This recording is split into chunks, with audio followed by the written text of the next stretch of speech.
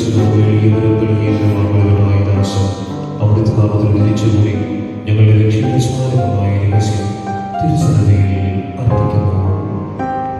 കർത്താവായ ദൈവമേ, അങ്ങയുടെ പ്രിയപുത്രൻ ഞങ്ങളെ പഠിപ്പിച്ചതുപോലെ അവിടുത്തെ പീഠാനുഭവത്തിന്റെ സ്മരണ ഞങ്ങൾ ആചരിക്കുന്നു.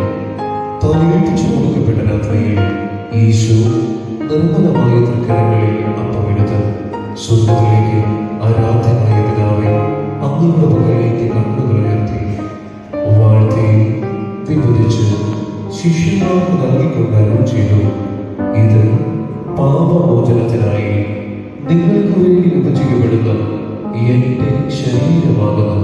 നിങ്ങളെല്ലാവരും ഇതിൽ നിന്ന് വാങ്ങി ഭക്ഷിക്കുവിൻ.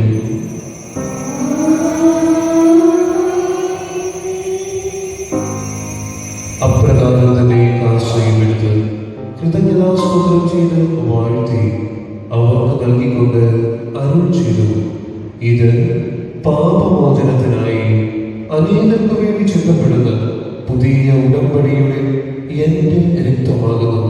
നിങ്ങളെല്ലാവരും ഇതിൽ നിന്ന് വാങ്ങി പാനം ചെയ്യുവിൻ.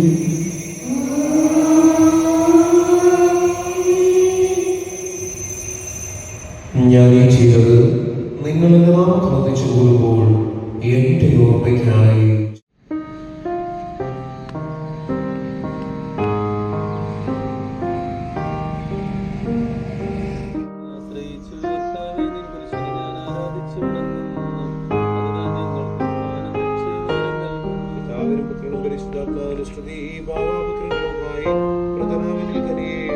ജീവൻ നൽകി ചേർക്കണം.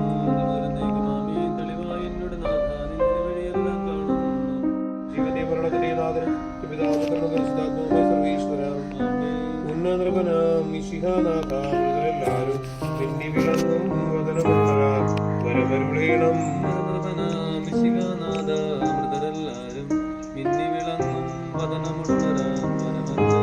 വിധിയുടെ നാളിൽ വിജയപ്രഭയിൽ വിണ്ടലമെങ്ങും പൊങ്ങി മുഴങ്ങും കാഹളനാഥൻ പൂജിതമല്ലോ.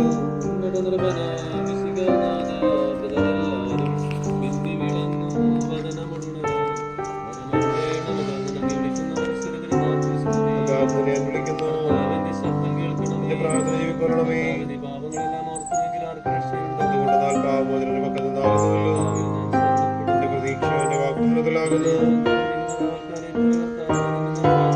അവൻ കാത്തിരിക്കുന്ന കാവൽക്കാരി പോലെ ഇസ്രായേൽ കർത്താവിനെ കാത്തിരിക്കുന്നു.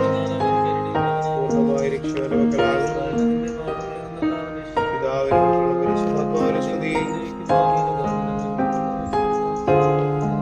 സകലത്തിന്റെയും നാഥനും ദൈവവുമായ മിശിഹായ പുരുഷന്റെ അടയാളത്തോടും ദൈവദൂതന്മാരുടെ കമ്പടിയോടും കൂടി വാനമേഘങ്ങളിൽ പ്രത്യക്ഷനാവുകയും സ്വർഗ്ഗരാജ്യത്തിന്റെ വാതിലുകൾ തുറക്കപ്പെടുകയും മരിച്ചവർ രക്ഷകരായ കബറിടങ്ങളിൽ നിൽക്കുകയും ദുഷ്ടജനങ്ങൾ നീതിമാന്മാരിൽ നിന്ന് വേർതിരിക്കപ്പെടുകയും ചെയ്യുന്ന രക്ഷാകരമായ വിദ്യാദിവസത്തിൽ തന്റെ തെരഞ്ഞെടുക്കപ്പെട്ടവർക്കായി ലോകാരംഭത്തിൽ സജ്ജമാക്കപ്പെട്ടിരിക്കുന്ന സ്വർഗ്ഗരാജ്യത്തിലേക്ക് ഞങ്ങളുടെ പ്രിയ സഹോദരനെ സ്വീകരിക്കണമേ.